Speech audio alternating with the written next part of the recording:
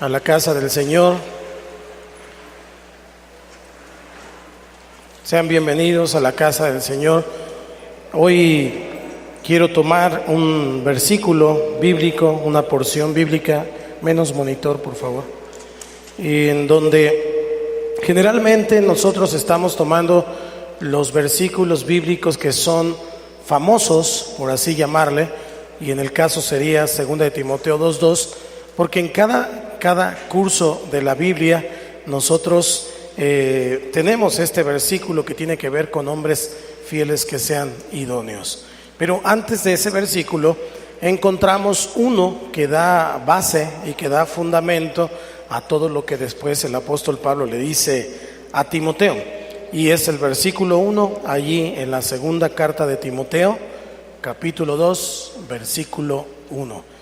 Acompáñenme ahí, por favor. Hoy quiero predicar para ustedes esto que se llama gracia sin condiciones. Segunda de Timoteo 2, 1. Cuando lo tenga, le damos lectura juntos a la cuenta de 3. 1, 2, 3. Tú, pues, hijo mío, esfuérzate en la gracia que es en Cristo Jesús. Una vez más, ustedes.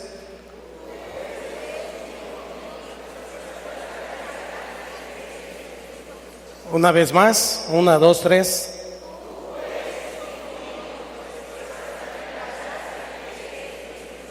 Ahora sin leer, 1, 2, 3.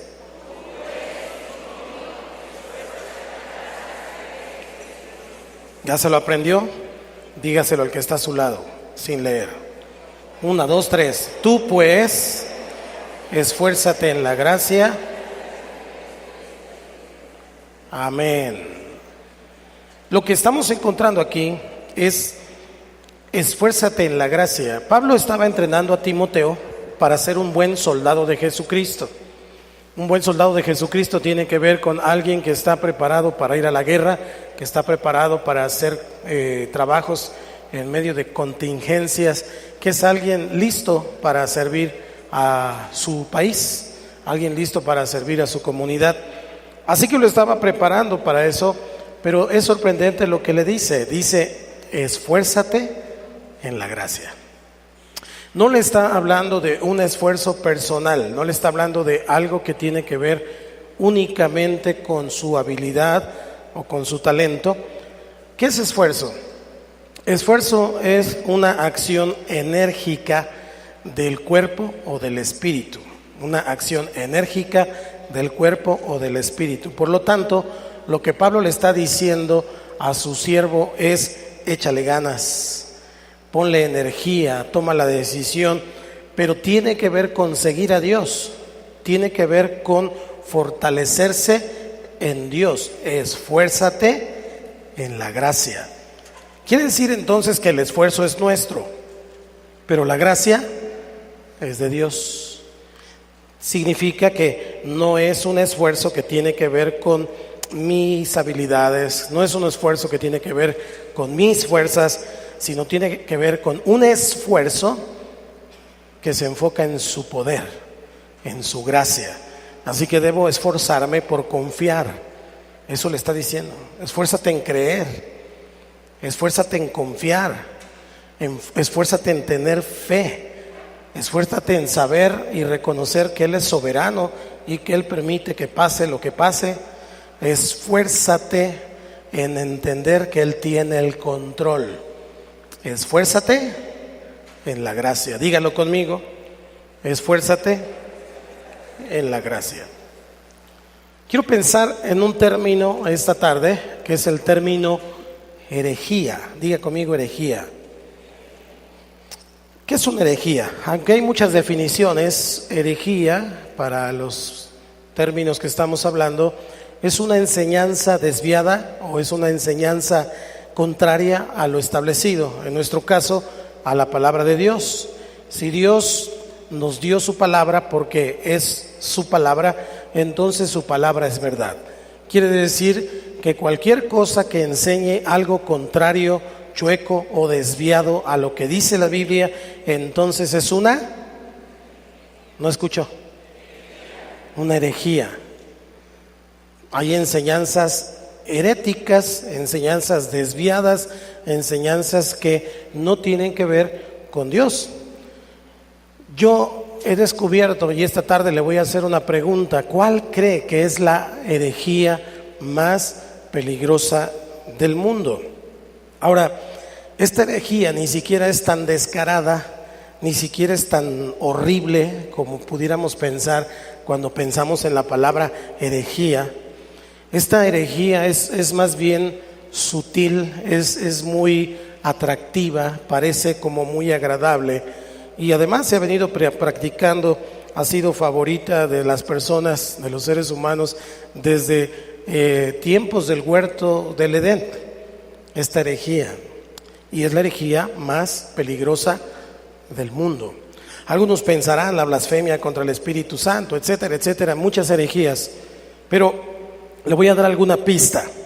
Por ejemplo, esta herejía la podemos encontrar en muchos libros de autoayuda, esos libros en donde dice palabras que nos animan a nosotros mismos desde nuestro interior. Hay poemas, hay biografías de gente pobre que se hace rica, y hay algunos profetas o hay algunos autores de estas enseñanzas que son heréticas, muy de moda, por cierto, en los últimos tiempos. Le voy a mencionar algunos.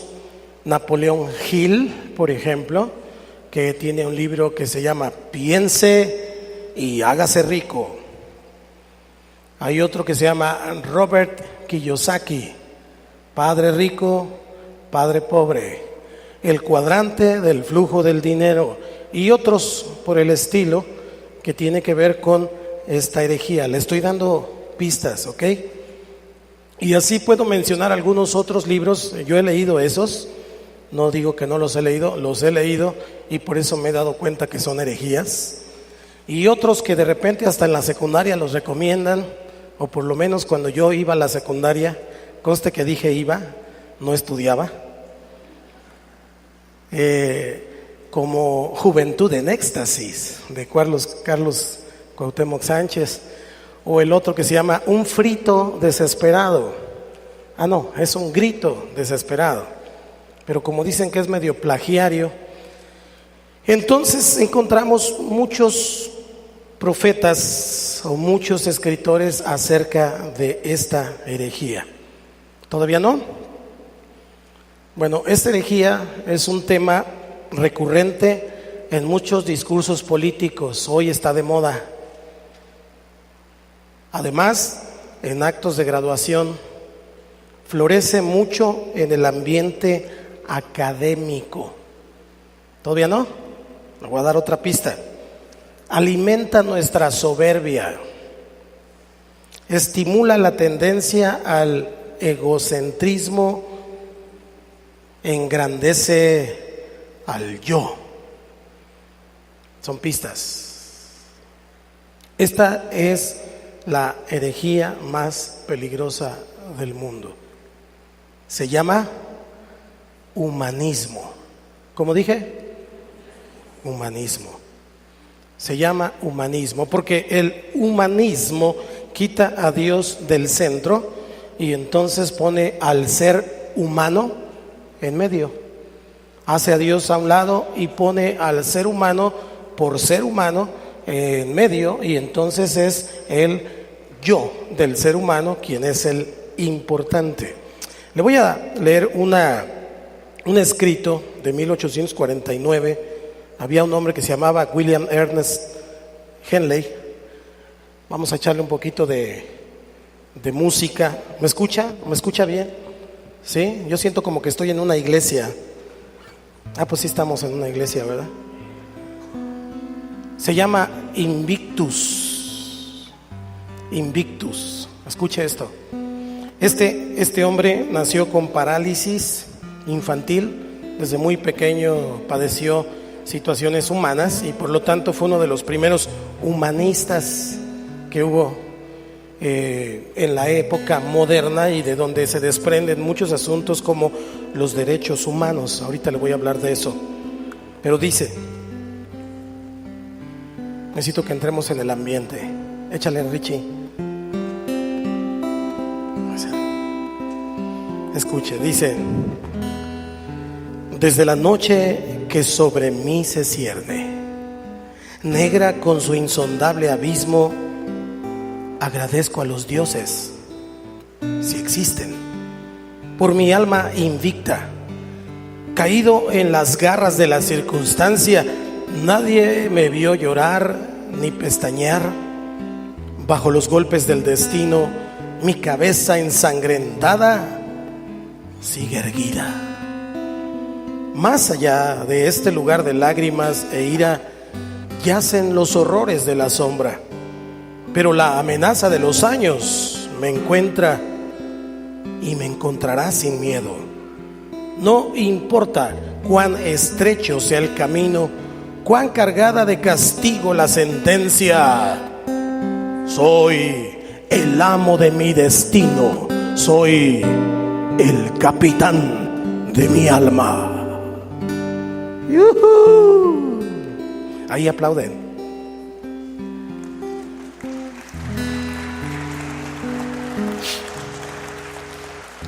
Oh, qué aplauso tan aguado. Si es para el Señor, déselo al Señor. Oiga, fíjese bien. Lo que le acabo de leer suena como muy emocionante, suena como que queremos más. Dígame más de eso. Suena como que muy profundo.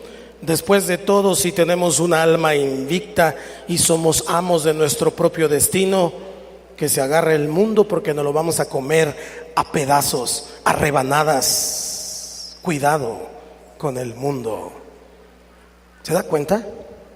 Por eso el humanismo es la herejía más peligrosa que existe en el mundo, porque tiene una apariencia correcta, parece que está padre, además es inspiradora. La oímos por todas partes. Ya le di pistas en donde las escuchamos. Algunas frases como: llegue lo más profundo de su ser y motívese lo suficiente y podrá lograrlo todo por sí mismo. Allá nos vemos.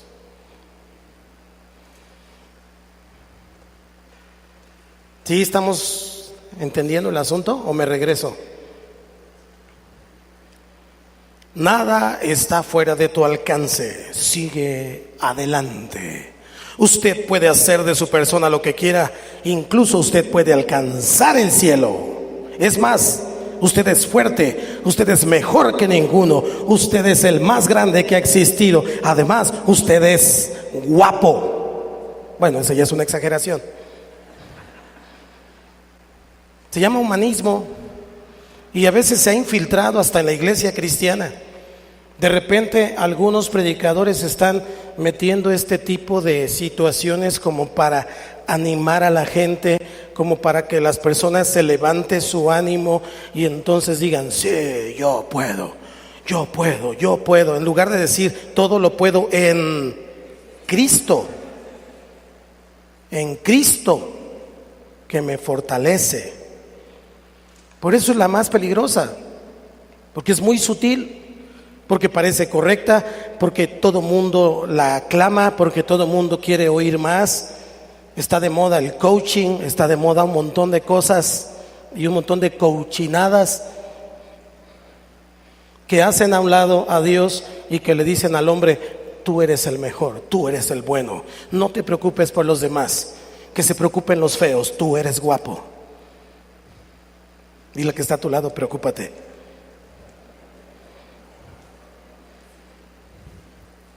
¿Se da cuenta? Consiste en enfatizar lo que nosotros hacemos por Dios en lugar de lo que Dios hace por nosotros. Entonces Dios queda a un lado y el esfuerzo que vale es el mío. No es la obra de Cristo en la cruz. No, yo lo estoy haciendo. ¿Qué no te das cuenta, Señor, todo lo que hago por ti? ¿Qué no ves que subo, bajo, corro y hago y esto? Y tú no te das cuenta de eso, Señor. Deberías estar agradecido de todo lo que hago por ti. Humanismo. Algunos que están a favor de esto tienen un versículo favorito. Y su versículo favorito del humanismo es: ayúdate, que yo te ayudaré. ¿Se lo sabe? ¿Cómo es? Ayúdate. No escucho. El problema es que no es ni versículo. El problema es que ni siquiera existe ese concepto en la Biblia. Pero los que quieren trabajar de esa manera, los que no creen en la gracia de Dios, dicen: ayúdate, que yo te ayudaré. Dios nunca dijo eso. No existe en la Biblia eso. El Señor dice: hazte a un lado, que lo voy a hacer yo. ¿Cuántos dicen amén? No, pero yo te ayudo. Yo lo voy a hacer. ¿Cuántos saben que Él sabe hacerlo? Fíjese qué interesante lo que estamos viendo esta tarde. Así que entonces muchas personas se ven como dueños de sus destinos, como decía lo que leímos hace rato, como capitanes de su alma. Ellos se mandan, ellos no entregan cuentas a nadie, ellos solamente viven, existen porque ellos son, y hacen a un lado al gran yo soy. El nombre de Dios es el yo soy. Dios es todo lo que necesitas. Dios es todo lo que usted y yo necesitamos. Amén. Nunca antes en la historia de la humanidad esta herejía había tenido tanta influencia y tanto auge. Le decía hace rato de los derechos humanos. Los derechos humanos parecen muy padres, parece que defiende a la humanidad, pero hace a un lado a Dios. Los derechos humanos en realidad es una constitución internacional de una nueva religión que tiene como Dios al ser humano, y entonces llega a los países y se impone sobre las constituciones locales o nacionales de cada país, de tal manera entonces que esos supuestos derechos humanos comienzan a normar la vida de las personas. En México ya tenemos problemas: matrimonios igualitarios, aborto y un montón de cosas más que, si usted y yo nos ponemos a analizar, en realidad no tiene ni siquiera por qué discutirse eso, porque la Biblia dice muy claro que el matrimonio es un hombre con una mujer y que la vida es desde que Dios la concibe en el vientre. Ni siquiera hay discusión por eso.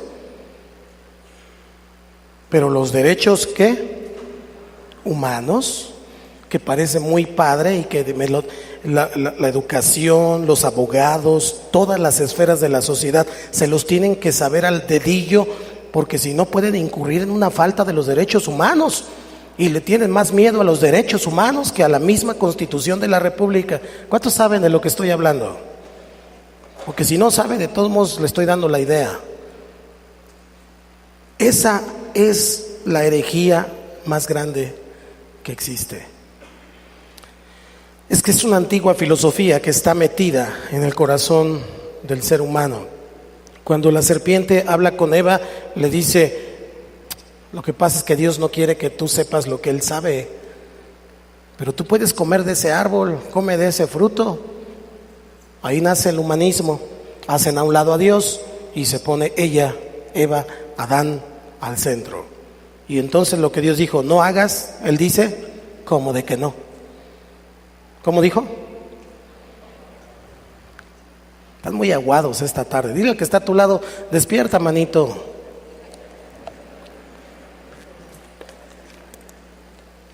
Quiero hablar de la Torre de Babel. Una de las veces, de las primeras veces que se presentó esta herejía, mucho antes de Cristo, antes de que surgieran las diferentes naciones, tribus, lenguas, etcétera, el pueblo de la tierra, toda la humanidad, vivía en un área llamada Sinar. Vivía en el desierto de Sinar, un área en donde después estuvo Babilonia, y todos hablaban la misma lengua universal. Todos se podían comunicar entre ellos porque no había diferentes idiomas como hoy los conocemos. Acompáñeme, vamos a Génesis 11, del 1 al 4 para ir viendo esta historia, usted y yo, acerca del humanismo. Dice la Escritura, yo voy a leer el 1, usted el 2. Dice la Escritura: tenía entonces toda la tierra una sola lengua y unas mismas palabras.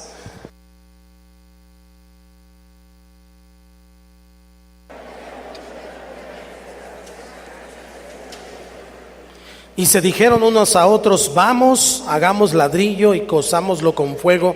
Y les sirvió el ladrillo en lugar de piedra y el asfalto en lugar de mezcla, juntos.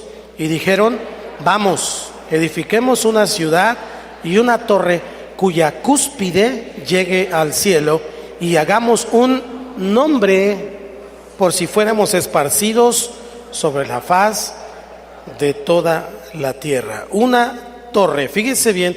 Votaron, y como se podían comunicar unánimemente, votaron, se pusieron de acuerdo y dijeron: vamos a construir una enorme torre y que su cúspide llegue al cielo, que alcance el cielo. Hagamos un nombre, hagamos un nombre. Querían pues hacer un monumento a el ser humano, un monumento a la vanidad, un monumento a la soberbia, un monumento eterno para ellos mismos. Parece que era como para Dios, porque querían que tocara el cielo. Parece que era un asunto que tenía que ver con Dios, pero lo que vamos a ver más adelante nos damos cuenta que no. Pero fíjese en lo atractivo que es. Resulta muy atractivo, atrae la atención de todo el mundo. Imagínense cuando empezaron a vocear para hacer esto, la gente no podía resistirse. Empezaron a contratar a todos los trabajadores que harían la Torre de Babel y decían: ven a trabajar con nosotros, serás famoso. Ven a trabajar con nosotros, tu nombre estará inscrito en la Torre de Babel. Ven a trabajar con nosotros. Ahí hay un anuncio que dirá: gloria al hombre en las alturas. Y todos dijeron: no, pues si los que trabajemos en la Torre de Babel vamos a ser famosos, vamos a tener dinero, vamos a tener fortuna, vamos a tenerlo todo. Vayamos, corramos a la Torre de Babel. Y entonces fueron todos a trabajar ahí. En el versículo 4, donde dice que la cúspide que llegaría al cielo, yo recuerdo cuando iba a la escuela dominical, no hace mucho tiempo, que cuando dibujaban o cuando nos tocaban que nos enseñaran acerca de la Torre de Babel, había unos dibujitos en donde se veía el final de la cúspide de la torre y se perdía entre las nubes, se perdía esa torre por ahí. No sé si se alcanza a ver. Si apagamos las luces de aquí enfrente, por favor, y cierran la puerta. Bueno, hace calor, pero no la cierren, nada más apaguen las luces para que se vea mejor el proyector. La cúspide que llegaría al cielo. Fíjense bien. Vamos, edifiquemos una ciudad y una torre cuya cúspide llegue al cielo, y hagamos un nombre por si fuéramos esparcidos sobre la faz de toda la tierra. Realmente no había forma de que se pudiera levantar una estructura con esas características que llegara hasta el cielo. No la había, ni la hay, ni la habrá, porque ninguna estructura puede llegar hasta el cielo. Sí se podían hacer construcciones de gran tamaño, podemos ver las pirámides de Egipto, entre otras muchas, pero nunca algo de ese nivel, nunca la cúspide podía tocar el cielo. Pero al estar leyendo y estudiando acerca de la Torre de Babel, encontré que en la cúspide había unos mosaicos azules, y esos mosaicos azules en la parte de hasta arribotota daba la impresión, cuando la gente volteaba, daba la impresión de que se perdía entre el cielo, se confundía el azul de los ¿qué dije? Esos, con el azul del cielo. En realidad la torre medía aproximadamente 91 metros y tenía 7 pisos, no era tan alta. Comparada con algunos de los edificios que hoy existen en el planeta, no era tan alta, pero para el tiempo era algo impresionante. Entonces miraban hacia arriba y como que se confundía con el cielo. Diga conmigo: como que se confundía. como que se confundía. Cuando nosotros miramos este versículo o este pasaje completo, el versículo 4, donde dice cuya cúspide llegue al cielo, literalmente lo que dice en el original es cuya parte superior esté con los cielos. Con los cielos. Con es una proposición de acompañamiento, es decir, acompaña algo o a alguien, o es una proposición de representación. Cuando dice cuya parte superior esté con los cielos, quiere decir que de alguna manera los seres humanos querían hacer esa torre de Babel diseñada para que esa parte última representara a los cielos. ¿Se acuerda del becerro de oro? No querían hacer otro Dios, querían representar a Jehová. Y ellos lo que querían hacer era representar a los cielos, como que esa parte representara a los cielos. Ahora, ¿fue cierto esto? Sí. Excavaciones y expediciones antropológicas de 1700, de 1800 y más recientemente en 1905 encontraron unos edificios llamados zigurats, que eran unas construcciones basales casi cuadradas, más bien rectangulares, pero que se iban levantando como un cono, como un montículo, y alrededor con escaleras para ir subiendo por el exterior hacia la punta. Y entre esas zigurats que encontraron, había una torre que sobresalía de entre todas las demás, y es muy probable, dicen los antropólogos, que esa sea la de Génesis capítulo 11, es decir, la torre de Babel. Pero lo más interesante pues no fue que la descubrieron, porque si está escrito yo creo que existió. ¿Cuántos dicen amén? O sea, aunque no la descubrieran, si está escrito yo creo que fue cierto, porque es la palabra de Dios. Pero mire, lo más importante es que se descubrió que en esa parte alta estaban inscritos los signos del zodiaco, los signos en la parte de piedra del cono que daba hacia la cúspide, los signos y símbolos que representaban los espacios estelares. Recuerde que antes los astrónomos miraban los cielos y entonces las constelaciones era el medio como ellos miraban los tiempos y hasta predicciones hacían. Y entonces, no, esa no, pásale, otra. Es un cono, esa más bien es como, aunque también es un zigurat, pero es un cono. Ok, ahorita que lo encuentren, porque si no me salgo del tema. Y entonces estos símbolos o estos símbolos representaban a los cielos. Los cielos. Ahora, esto quiere decir entonces que cuando ellos levantaron la torre de Babel, pon la torre de Babel, hijo, mejor. Es como si hubiera allí arriba un lugar de culto. Un lugar de culto. El culto, con el paso del tiempo, no era para Dios.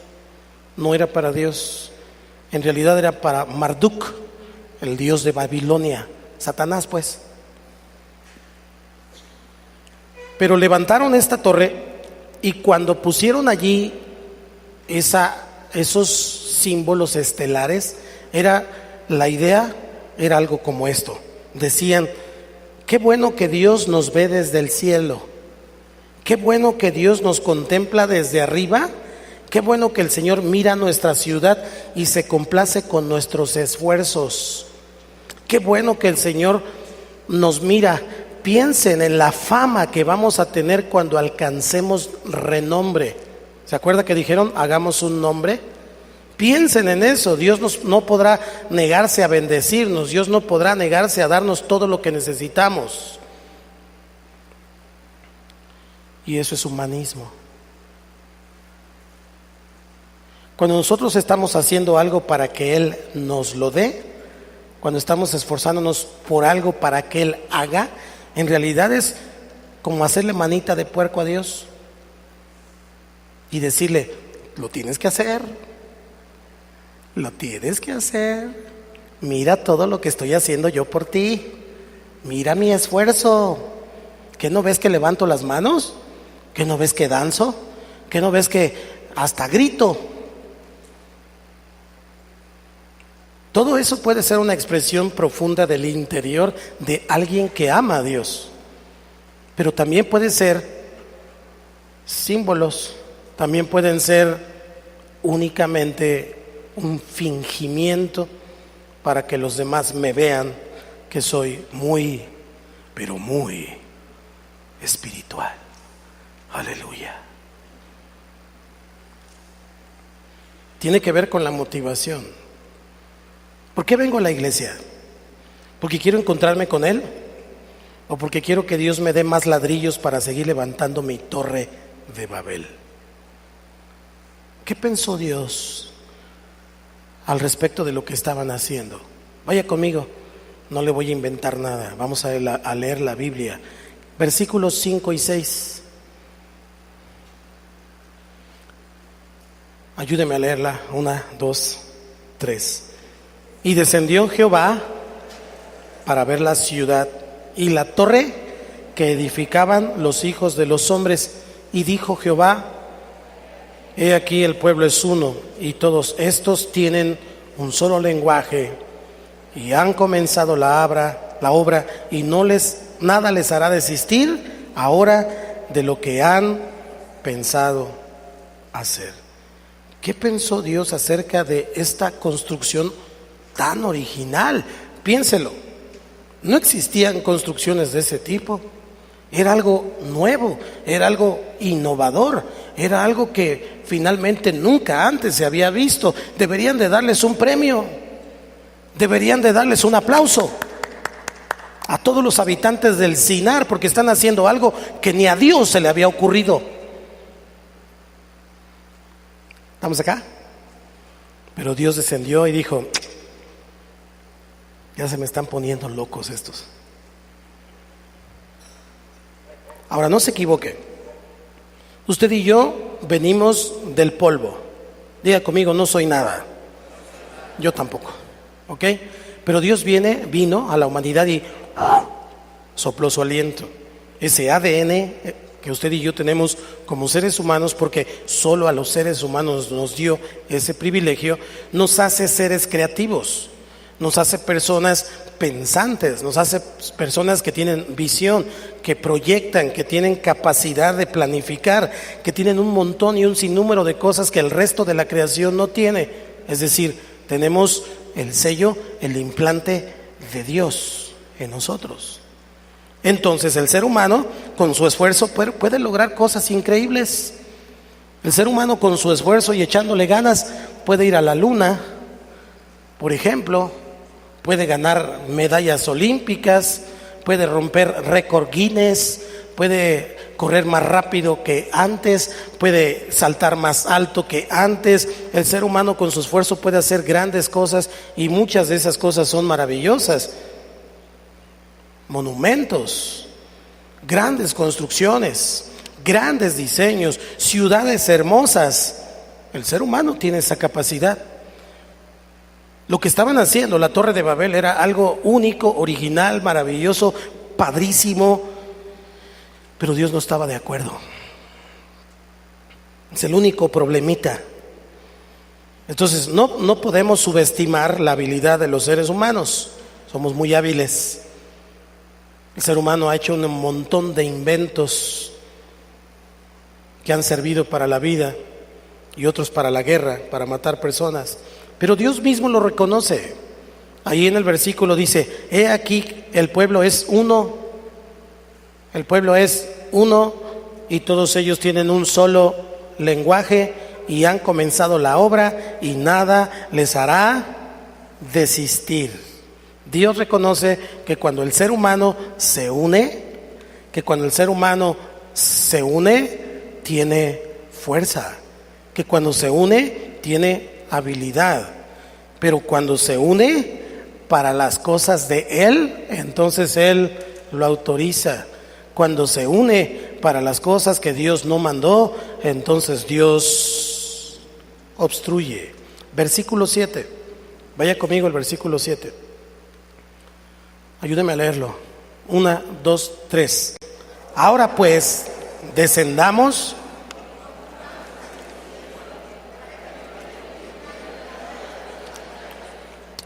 Estoy viendo a la Trinidad ahí, al Padre, al Hijo y al Espíritu Santo. Dice, descendamos. Descendamos. Habla en plural. El Padre, el Hijo, el Espíritu Santo. Pero también estoy viendo a la hueste celestial, a los ángeles, a los arcángeles. Todos estaban mirando asombrados lo que estaban haciendo los seres humanos. Y entonces el Señor dijo, descendamos. Todos los que te cuidan, el Padre, el Hijo, el Espíritu Santo, los ángeles que Dios ha enviado para cuidarte y guardarte todos los días, todos estaban diciendo, ¿qué están haciendo? Y entonces dice, descendamos. ¿Y qué hizo el Señor? ¿Qué dice que hizo? Confundió su lengua. Diga conmigo, confusión. A veces pensamos que lo que estamos haciendo es para Dios. Y tienes proyectos, y tienes cosas, y tienes situaciones, y puede ser hasta una obra y un ministerio, y lo que quieras, lo que quieras. Pero si lo estamos haciendo en el esfuerzo humano, estamos levantando una torre de Babel, un monumento al ego, un monumento al yo. Y de repente viene confusión. Diga conmigo, confusión. Sí. Sí, porque Dios, si usted se fija más adelante, lo vamos a leer, no destruye la torre de Babel. ¿Lo podía hacer? Sí. ¿Podía mandar un sismo de 8.8 que sacudiera la tierra y la torre de Babel, ¡pum!, de un solo jalón se viniera abajo? ¿Puede hacer eso Dios? Sí. ¿Podía enviar un ángel con una espadota de aquellas y partir como rebanada de pastel la torre de Babel? Claro. ¿Podía Dios enviar una tormenta eléctrica y un montón de rayos dirigidos a la torre de Babel como balas, como cañones? ¿Podía hacerlo? Sí, Dios puede hacer eso y más, pero no lo hizo. No lo hizo. Dios nos ha dado algo que se llama libre albedrío. Y de repente nos deja y nos dice, ay, ya estás haciendo tu torre otra vez. Estás haciendo tu torrecita. Señor, no pude venir porque tengo mucho trabajo, Señor. No pude asistir a tal lado porque estoy haciendo esto, Señor. Y estamos ahí como negros todos los días levantándonos a trabajar en la torre de Babel que nosotros mismos estamos construyendo porque queremos ser famosos, porque queremos ser alguien en la vida. ¿Ha escuchado esa expresión? Hijo, yo te digo que estudies para que seas alguien en la vida. Ajua.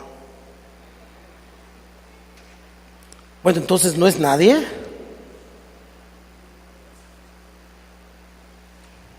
Que el ser humano no es algo valioso.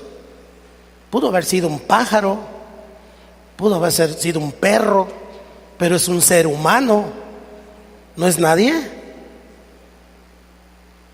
Y no solo eso, fue comprado y lavado por la preciosa sangre de Cristo. Vale la sangre de Cristo, ya es alguien. Está mal decir eso, porque entonces si el hijo o la hija no cumple las expectativas del papá o de la mamá, pues vive su vida pensando que es un don nadie. Y todo lo que hace lo hace desde la perspectiva de don nadie.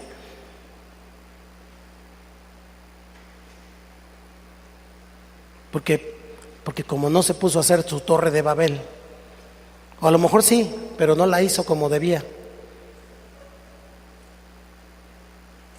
Estamos hablando de la gracia, ¿eh? Estamos hablando de la gracia esta tarde. Dios no destruyó la obra, pero los confundió. Si de repente Dios te confunde en algún asunto y dices, es que ya no sé, íbamos bien, íbamos levantando, iba aprendiendo esto, pero ahora ya no sé, muy probablemente es Dios. Muy probablemente es Dios que está diciendo, te desviaste, empezaste a hacerlo para mí y ahora lo estás haciendo para hacerte un nombre. Y tu nombre no es importante. Tu nombre no es el que debe figurar, es mi nombre, porque Él tiene el nombre que es sobre todo nombre. Y de repente los seres humanos comienzan a construir. Mire lo que dice el versículo 8 y 9. Vaya conmigo ahí, por favor.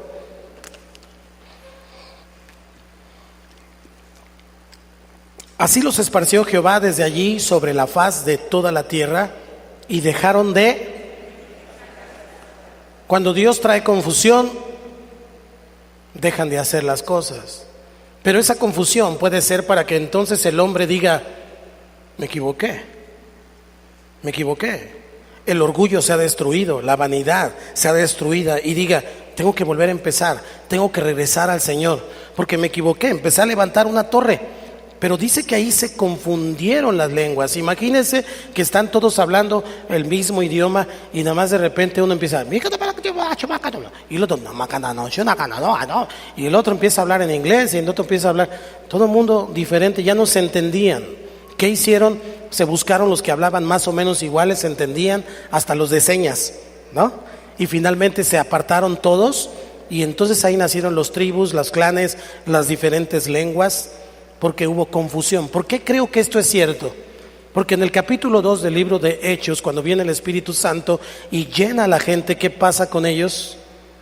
Les es repartida, y hablaban lenguas de todos los que estaban allí, que escuchaban glorificar a Dios, glorificar el nombre de Dios en su propio idioma, porque el nombre que importa es el de Él, no el tuyo. El famoso debe ser Él, no tú. Quien importa es su reino, no el tuyo. Lo que importa es sus proyectos, no los tuyos.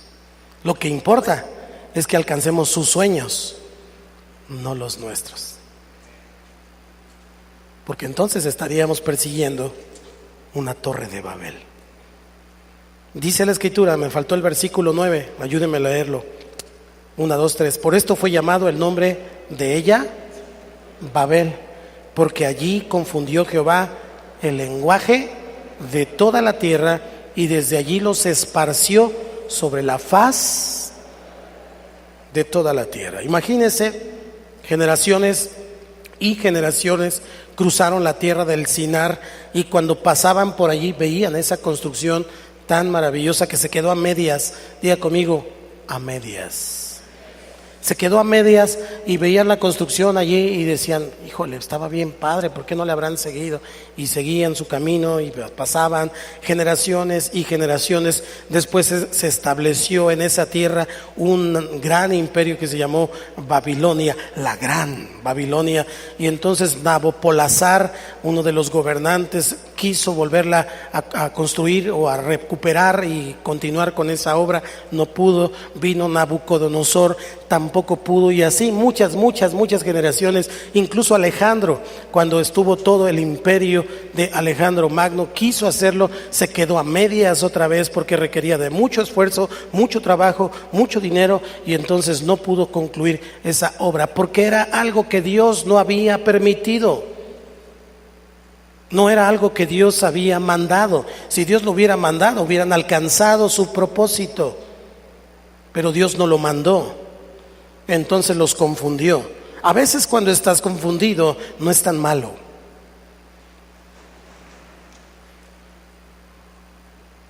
Porque si Dios dice es por allá, es por allá. Ay, es que estoy confundido. ¿Qué tengo que hacer? Buscar a Dios. Buscar a Dios para buscar su dirección, para que Él me diga, es por aquí. Es que no se ve bien, Señor, pero te estoy diciendo que es por aquí. Es que no alcanzo a mirar hasta allá, que es por aquí. No veo hasta allá, yo sí. Está oscuro, yo soy la luz. No entiendo, yo sí entiendo. Es que no sé qué va a pasar, yo sí sé lo que hago. Es por aquí.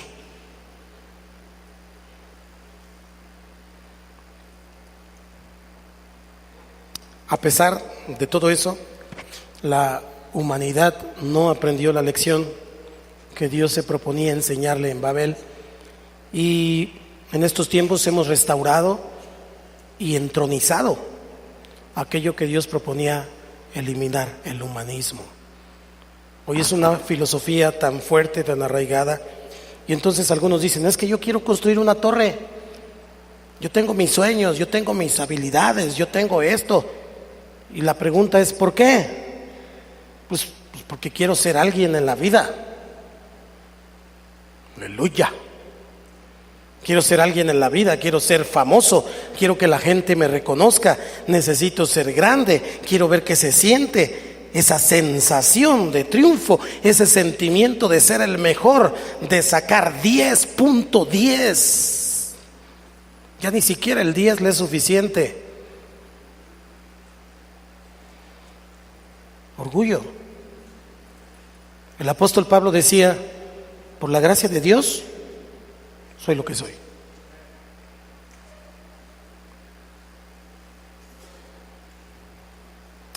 Cuando Dios dice, no es por allí, no levantes esa torre, entonces las personas dicen, ¿por qué no? Si tú no quieres, lo voy a hacer a mi manera. Yo voy a empezar. Tal vez en el camino, Dios, te des cuenta que eso es lo que tú dijiste. Tal vez en el camino te des cuenta que eso es para lo que a mí me hiciste y me creaste, como si Dios no supiera para qué nos hizo. ¿Cuántos saben que Dios sabe para qué nos hizo? Cuando una persona dice eso, Dios se inclina y dice, no lo vas a lograr. ¿Cómo de que no? Le voy a echar todas mis ganas, todas mis fuerzas, porque esto es lo que yo quiero hacer. No lo vas a lograr. Vas a perder tu tiempo, te vas a desgastar, te vas a quedar flaco, cansado, ojeroso, sin ilusiones y hasta pelón de tanto pensar en el asunto. Pero si tú estás trabajando en tu torre de Babel, no te voy a respaldar. Y puedes trabajar como negro todos los días, de sol a sol, matarte haciendo eso, pero si no es el propósito de Dios, ¿qué va a pasar en esa persona? Se frustra, se enoja, se amarga.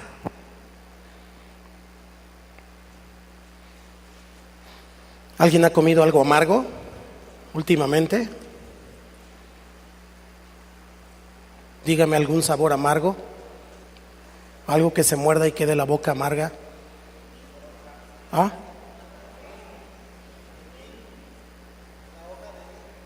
Lim, ¿qué más? No, la toronja sabe rico. Ajenjo, ajenjo. Ok, tomamos el ajenjo. Imagine que le doy ahorita un trago de ajenjo. Y entonces usted hace los buchecitos, aunque no se lo tome, nomás hace unos buchecitos y lo regresa. ¿Qué sabor le queda? Ajenjo. Pero después entonces le doy un chocolate. Es dulce. ¿Le vas a ver a chocolate? No. Le voy a dar un caldo de camarón. ¿Le vas a ver a caldo de camarón? No. ¿Leche? Tampoco. Nada de lo que se coma le va a gustar. Nada de lo que le den le va a parecer, porque está amargado. Así que todo está mal, aunque esté bien. Todo sabe feo, aunque sepa rico. Porque muy probablemente lo que está haciendo es levantar su torre de Babel. Y en lugar de tener una relación con Dios sincera, honesta, motivada desde lo profundo de su corazón, tiene una relación con Dios para que los demás lo vean. Para que los demás digan, wow, cómo canta, wow, cuánto salta, hasta grita, hasta hace aspavientos para que todo mundo lo note. Pero en realidad hay amargura en su corazón. En realidad nada le parece, todo está mal. Y entonces eso que está levantando no es para Dios, es para sí mismo. ¿Me estoy explicando? A Dios hay que darle lo correcto. Era maravillosa esa torre, hablando estructuralmente, hablando como un arquitecto. Es un arquitecto, seguramente me dirá que era maravillosa, pero no para Dios. Porque para Dios era un monumento al orgullo, era un monumento al egoísmo, era un monumento a la vanidad, era un monumento al humanismo. Así que Dios viene y los confunde, porque mientras tus empresas, mientras tus proyectos estén centrados en ti mismo y no en Dios, son una herejía. Y estamos viviendo un evangelio de obras en lugar de un evangelio de gracia. Y estamos desperdiciando y despreciando la gracia. Porque ¿es por obras o es por gracia? No es por obras, entonces. Para que nadie se las eche. Para que nadie diga, sin mí no pueden. Sin mí no pueden. Si yo no estoy, no pasa nada. Si yo no lo hago, ¿quién lo va a hacer? Dile al que está a tu lado, no te confíes.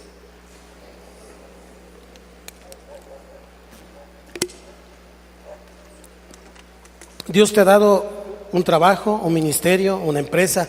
Lo que Dios te haya dado es por su gracia. Cuídalo. Cuídalo. Cuídalo bien. Trabaja por ello para Dios, pero no para ti. Porque si tú no lo haces para Dios, lo estás haciendo para ti. Y si lo haces para ti, Dios ya tiene preparado otro detrás de ti para que lo haga para Él. Fuera amargura, fuera tristeza, fuera depresión, porque si te sientes así es porque has estado levantando una torre de Babel.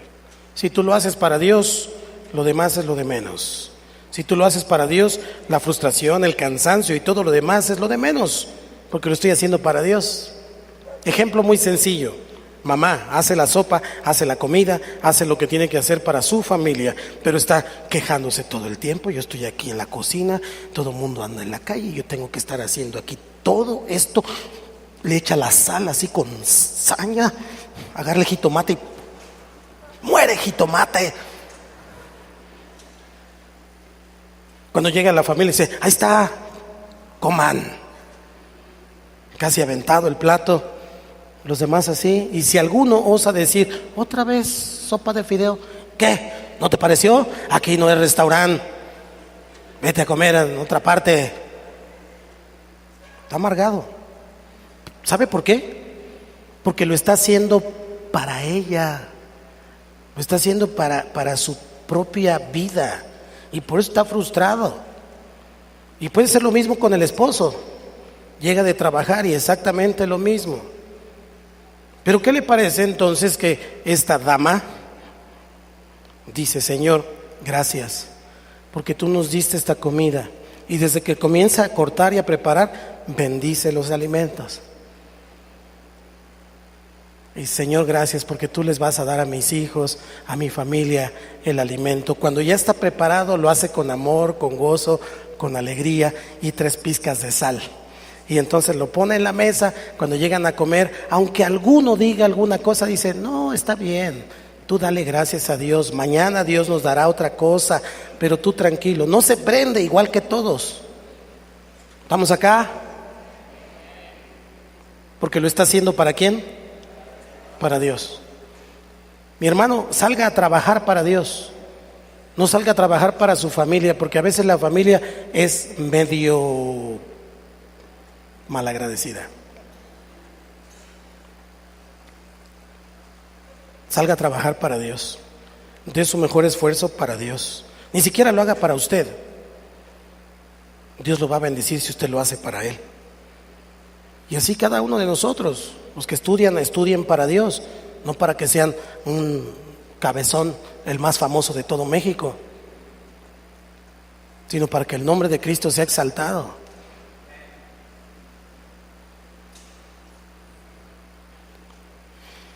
Quiero defender la gracia un momento, porque todos construyen torres. La mayor parte del mundo en este tiempo está construyendo torres. y andan corriendo de aquí para allá con la esperanza de darse a conocer, de ser famosos. Pero la verdad de Dios es la que siempre pone en su lugar todas las cosas, y la verdad de Dios dice, no es por obras para que nadie se gloríe. No es por obras. Y yo creo que necesitamos tener una actitud correcta delante del Señor. Y esa es mi oración, ese es mi clamor, con base en lo que dice su palabra, con base en lo que enseña la palabra, que admitamos nuestra necesidad de Dios. Usted y yo necesitamos admitir que necesitamos la gracia del Señor. Hay una palabra fuerte que el Señor le da a la iglesia de la Odisea en Apocalipsis 3, 17 y 18. Vaya conmigo ahí. Apocalipsis 3, 17 y 18.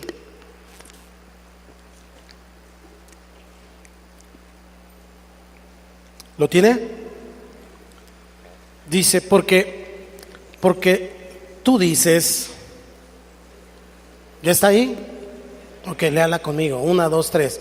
Porque tú dices, yo soy rico y me he enriquecido y de ninguna cosa tengo necesidad, y no sabes que tú eres un desventurado, miserable, pobre, ciego y desnudo. Por tanto, yo te aconsejo que de mí compres oro refinado en fuego para que seas rico, y vestiduras blancas para vestirte, y que no se descubra la vergüenza de tu desnudez. Y unge tus ojos con colirio para que veas. Las personas piensan que están bien. Incluso los cristianos a veces pensamos que estamos bien y que somos mejores que otros y que merecemos más que otros. Pero aquí está una palabra fuerte que el Señor está diciendo a la iglesia de la Odisea. Ponte gotitas, chiquito, ponte gotitas para que veas bien quién eres, para que no te creas Juan Camané, para que no te creas Superman, para que no te creas el gran yo soy. Él es el gran yo soy. Y entonces estas gotitas de Ubicatex, estas gotitas, en lugar de hacernos perseguir o luchar por conseguir un boleto al cielo basado en los logros, en el esfuerzo humano, lo cual nos da el mérito a nosotros y no a Dios, en lugar de eso, debemos declarar con humildad que necesitamos al Señor. Debemos declarar con humildad nuestra bancarrota espiritual. Hemos fracasado rotundamente porque hemos querido ser buenos y no hemos podido. Hemos querido orar tanto tiempo y no hemos podido. Se quedaron dormidos, no se hagan. Hemos querido hacer esto y no hemos podido, y hemos querido hacer lo otro y no hemos podido. Y no hemos podido, y es una vida de frustración porque decimos, es que me esfuerzo, es que yo quiero hacerlo y así voy a ser agradable al Señor. No. No se trata de levantar una torre de Babel. Se trata de recibir su gracia y disfrutar su gracia sin abusar de su gracia. ¿Me escuchó? De eso se trata. Mateo 5:3, cuando el Señor está hablando de esto, dice, bienaventurados los pobres en espíritu, porque de ellos es el reino de los cielos. No necesito hacer una torre de Babel para poder tocar el cielo. No necesito hacer una torre de Babel para entonces estar con los cielos, con Dios. Necesito buscar a Dios. Y entonces el Señor que me ama mira en mí mi condición espiritual, y si yo considero que soy un pobre espiritual, que necesito tanto de Dios, entonces Dios me va a dar mucho más de lo que pensaba y esperaba e imaginaba, porque Dios es así. No es por tu esfuerzo. Tú no eres mejor porque tienes apellido ilustre. Tú no eres mejor porque antes de tu nombre hay una abreviatura que te da otro nivel, o sea, ¿no? Tú no eres mejor porque has hecho esto o aquello, o fuiste a tal lado, o fuiste al otro lado. No, somos polvo. Somos polvo. Y eso es lo que usted y yo tenemos que entender. Somos unos pobres, miserables, desnudos delante de Dios. Y lo que necesitamos es reconocer que solamente Él puede cambiar nuestras vidas, que solamente Él puede cambiar nuestra circunstancia, que solamente Dios es el único que nos puede bendecir. ¿Cuántos dicen amén? ¿Por qué no puedo enfatizar lo que yo hago en lugar de enfatizar lo que Dios hace por mí? Pues porque es una herejía, simplemente por eso.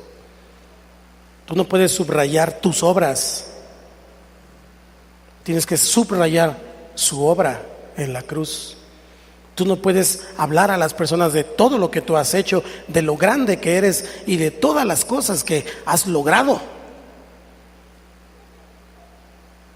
Está bien, todo eso es bueno, pero lo primero que tienes que decir es: por la gracia del Señor soy lo que soy.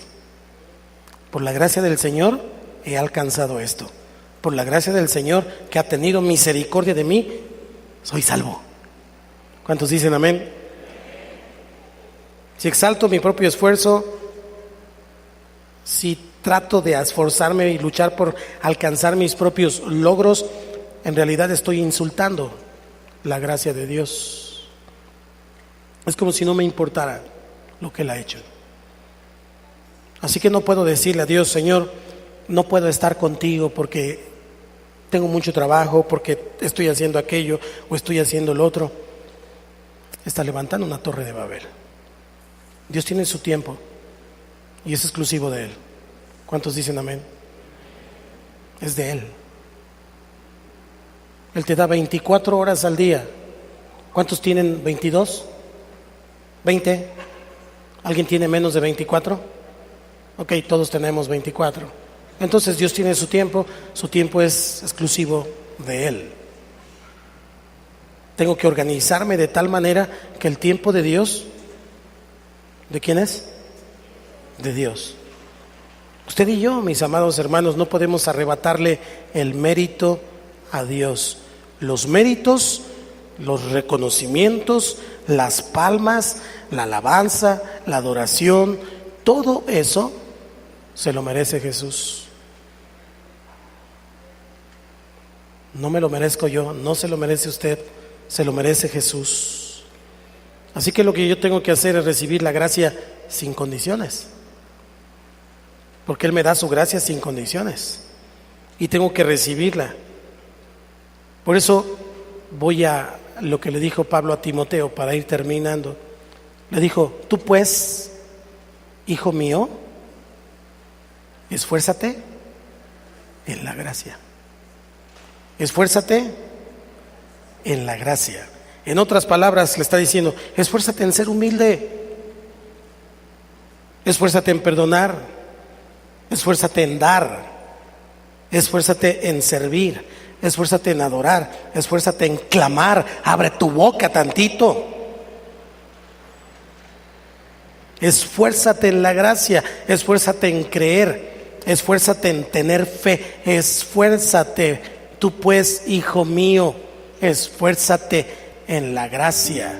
Deja de andar corriendo como loco para allá y para acá, haciendo adobes, haciendo ladrillos como negro, para después al otro día seguir edificando la torre, y luego regresa a hacer más adobes para seguir edificando la torre, y Dios le dice: espérame tantito porque estoy edificando una torre. Dale gracias a Dios y Él trae confusión, porque quiere decir entonces que te tienes que regresar e incluso dejar a medias esa torre si no es de Dios.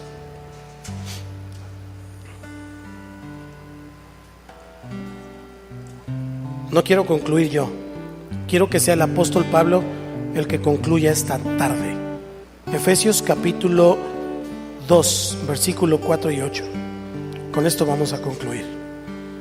Efesios 2, 4 al 8.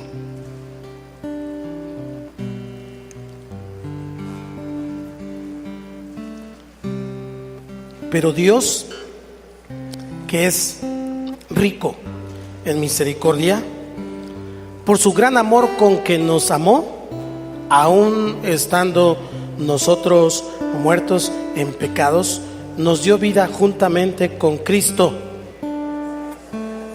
Y entre paréntesis, ¿verdad? Entre paréntesis significa para que no se te vaya a olvidar. Entre paréntesis significa por si no lo sabías. Entre paréntesis significa por si no te acuerdas. ¿Qué dice entre paréntesis? Por gracia sois salvos. Y juntamente con Él nos resucitó. Aleluya. Y asimismo nos hizo sentar en los lugares celestiales con Cristo Jesús. Espérame ahí tantito. Los habitantes de la tierra del Sinar levantaron una torre llamada de Babel para estar con los cielos, que llegara a los cielos, para tocar el cielo, para que Dios los bendijera, para que Dios los admirara, para que Dios dijera: ¡wow! ¿Cuánto te esfuerzas? ¡Bien! Dios no va a hacer eso nunca, porque eso era para ellos. Lo que está diciendo la palabra es que juntamente con Cristo, porque por gracia somos salvos, Él nos resucita. Y cuando nos resucita, nos hace sentar ¿en dónde? O sea, no necesitas levantar una torre de Babel para sentarte en los lugares celestiales. No necesitas simular unos tabiques azules pintados de azul para que como que parezca que estás entre el cielo y la tierra, para que como que parezca que eres muy espiritual. No se necesita simulación. Lo único que se necesita es buscar a Cristo. Y entonces Cristo nos hace sentar en los lugares celestiales y no nos deja sentados solos. ¿Con quién estamos sentados? ¿Con quién? Casi nada, chiquito. El que está a tu lado es una agradable compañía, ¿cierto? Dile: eres muy agradable en tu compañía. Pero lo que dice la Escritura es que espiritualmente usted y yo estamos sentados en los lugares celestiales con Cristo Jesús por pura gracia. No es porque lo merezcas, no es porque lo merezca, no es porque yo sea muy bueno haciendo esto o porque tú seas muy bueno haciendo lo otro. Eso a Dios no le importa. Es por gracia. Es por gracia. No es por obras, es por gracia. ¿Para qué? Para mostrar en los siglos venideros las abundantes riquezas de su gracia en su bondad para con nosotros en Cristo Jesús, porque por gracia sois salvos por medio de la fe. Y esto no de vosotros, pues es don de Dios. ¿Todos? Otra vez, 1, 2, 3. No por obras para que nadie se gloríe. Creo que tenemos una tarea muy importante por delante. Creo que necesitamos hacer a un lado el orgullo. Creo que necesitamos hacer a un lado nuestro nombre. Creo que necesitamos hacer a un lado esas ganas de ser alguien en la vida. Ya eres alguien. Tú vales la sangre de Cristo y tú tienes un lugar especial en el cielo. Tu nombre ha sido inscrito en el libro de la vida. Te escogieron desde antes de la fundación del mundo. ¡Ya! ¡Ya! Esfuérzate en la gracia. No te esfuerces en lo que tú estás haciendo para levantar tu torre de Babel. Esfuérzate en la gracia. Búscalo, adóralo, clama, ora, haz lo que Dios te dijo que hagas. Y entonces, por gracia, Dios te va a llevar a esos lugares. Si te puede llevar a estar sentado en los lugares celestiales, ¿crees que no te puede llevar a la meta? ¿Crees que no te puede llevar a alcanzar tu sueño? ¿Crees que no te puede llevar a hacer lo que sea? Claro, eres su hijo, tienes su ADN, eres creativo, tienes mucha fuerza y muchas habilidades. Por supuesto que puedes ser un gran político un día, puedes ser un gran científico un día, tú puedes ser una persona muy importante y exitosa, pero no para ti, para Dios.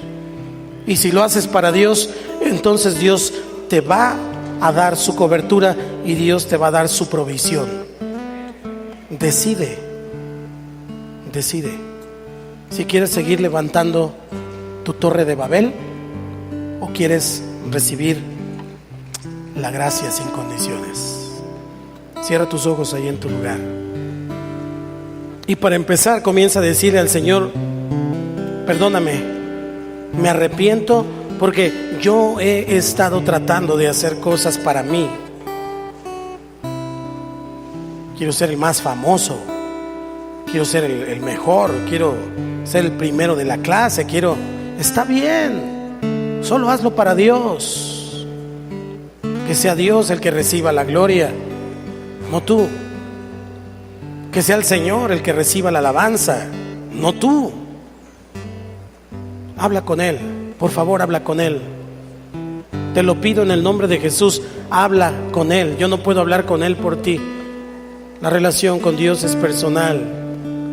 La relación con Dios es personal. Hay sueños que Dios ha puesto en tu corazón, los va a cumplir, porque Dios pone el querer como el hacer por su buena voluntad. Pero solo cuida que no te desvíes de esos sueños, que los sueños que Dios te ha dado sean para darle gloria a Él. No te sientas etiquetado, no te sientas que has fracasado. Los fracasos son necesarios, los tropiezos son necesarios, pero hay de aquel por quien viene el tropiezo. Es necesario, pero Dios en su gracia nos levanta. Dios en su gracia nos ayuda. No dejes que el sabor del ajenjo se quede en tu boca y que todo te parezca mal. No dejes que brote una raíz de amargura, porque esa raíz de amargura no solo te contamina a ti, contamina a todos. Busca su gracia, porque el único que tenía derecho a enjuiciarte, a juzgarte, no lo hizo. Resulta que Él es el que te perdonó, resulta que Él es el que te salvó por gracia. Deja de levantar tu torre de Babel. Recibe las abundantes riquezas de su gracia, al fin que no es por obras, al fin que tú no eres el capitán de tu barco.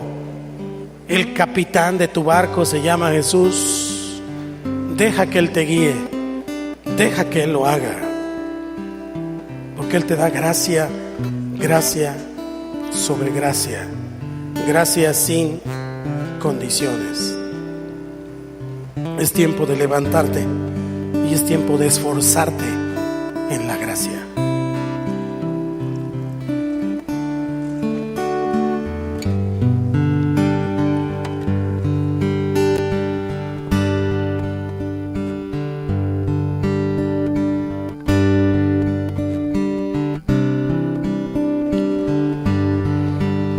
Esforzarte en la gracia quiere decir que puedes abrir un poco tus labios y hacer un esfuerzo por orar.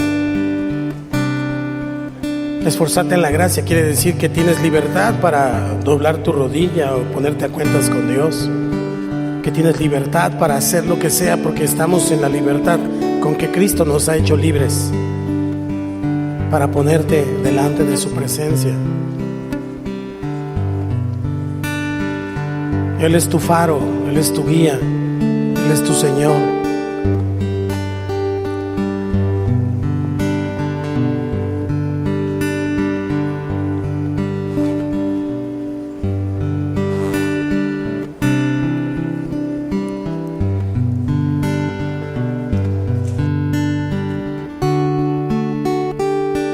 Ven Espíritu Santo, ven Espíritu Santo, ven Señor.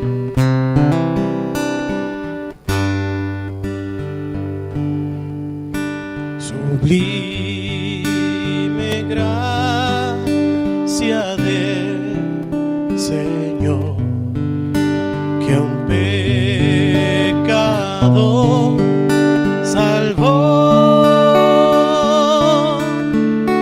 Fui ciego, mas hoy veo yo, perdido y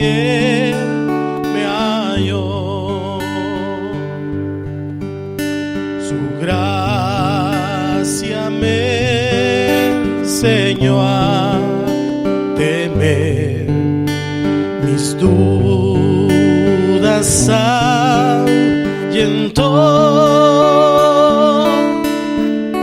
Oh, cuán precioso fue a mi ser cuando Él me transformó.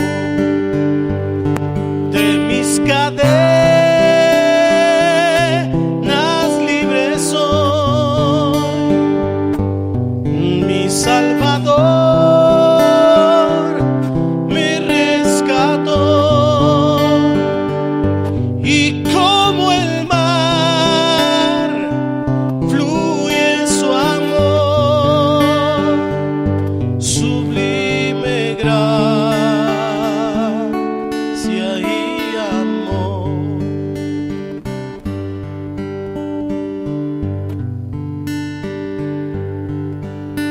En los peligros y aflicción que yo he tenido aquí, su gracia siempre me libró y me guiará al hogar. De mis cadenas libre soy, mi Salvador me rescató, y como el mar fluye su amor, sublime gracia y amor.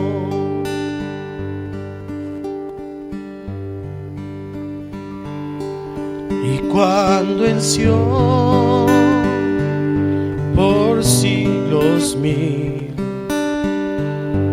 brillando esté cual sol, yo cantaré por siempre allí su amor que me salvó. De mis cadenas, de mis cadenas libre soy, mi Salvador me rescató, y como el mar fluye su amor, sublime gracia y amor. Dígale: de mis cadenas, de mis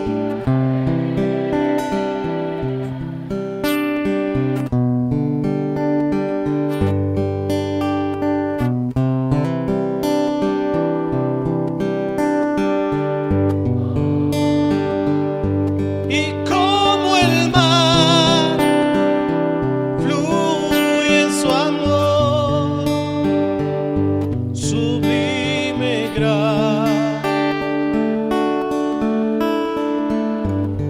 De mis cadenas, las voces, de mis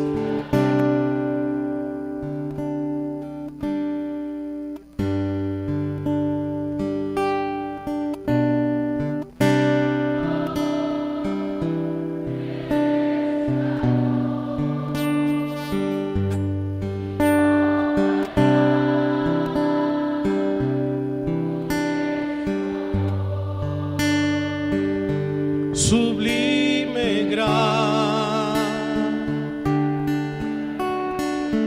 Póngase de pie un momento, por favor. Levante sus manos al Señor. Sus manos al Señor y dígale al Señor: gracias por tu gracia. Gracias por la gracia sin condiciones que tú me das.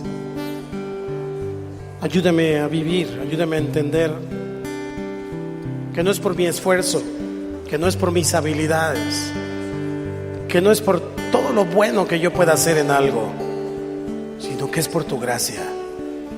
Quiero ser un hombre, quiero ser una mujer, un niño, un joven que vive en la gracia, que entiende la gracia, que recibe, que disfruta y que da la gracia, y que da de gracia todo lo que recibe de gracia. Gracias, Espíritu Santo. Gracias, Señor, porque somos tu iglesia y porque por gracia somos salvos.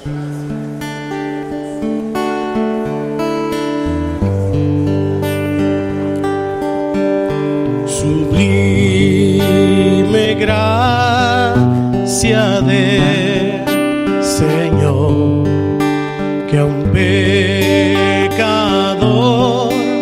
salvó. Fui ciego, mas hoy veo yo, perdido, y Él me halló. Su gracia me enseñó a temer, mis dudas ahuyentó. Oh, cuán precioso fue a mi ser cuando Él me transformó. Decláralo. De mis cadenas libre soy, mi Salvador me rescató, y por el mar fluye su amor, sublime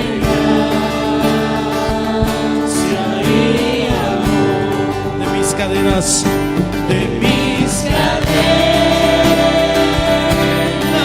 libre soy, mi Salvador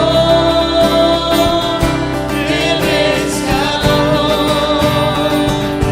y como el mar fluye su amor, sublime gracia y amor. Decláralo. De mis cadenas, de mis cadenas libre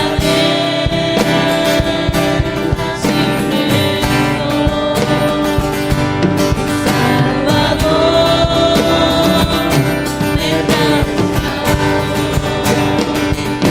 y como el mar fluye su amor, sublime gracia y amor. De mis cadenas libre soy, mi Salvador me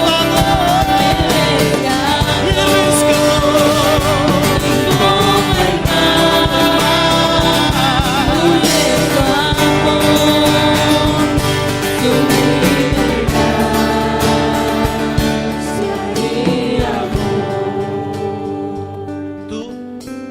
Tú pues, hijo mío, esfuérzate en la gracia. Tú pues, hijo mío, esfuérzate en la gracia que es en Cristo Jesús. Y lo que has oído de mí ante muchos testigos, esto encarga a hombres fieles que sean idóneos para enseñar también a otros que la salvación es por gracia, que no es por obras, para que nadie se gloríe, y que el único que merece la gloria, la honra, la alabanza, la adoración, todo el reconocimiento, toda la fama, es aquel que tiene el nombre que es sobre todo nombre. Su nombre es Jesús, y Él merece tu reconocimiento, mi reconocimiento, y que lo exaltemos con cada situación y con cada cosa que nosotros emprendamos. Él es Cristo, Él es Dios y Él es tu Señor. Dale una ofrenda de palmas al que lo merece. Dale una ofrenda de palmas al único que merece la gloria, al único que merece la honra, la alabanza, la adoración por los siglos de los siglos.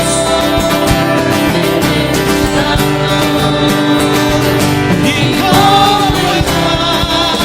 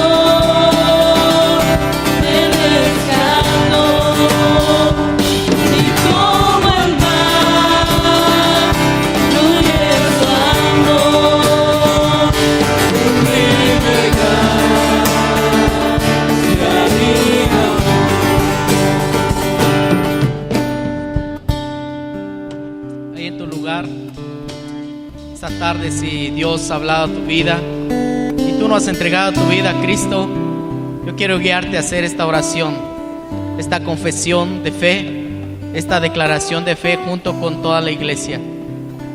Cierra tus ojos y repite conmigo: Señor Jesús, hoy reconozco que he pecado contra ti, que he pecado contra mi prójimo y que he pecado contra mí mismo. Pero hoy me arrepiento y te pido que me perdones y que tengas misericordia de mí. El día de hoy, conscientemente, yo te abro mi corazón y te pido que seas tú mi Señor y que seas tú mi Salvador. Entra en mi vida y cámbiame. Te lo pido, Padre, en el nombre de Jesús. Amén.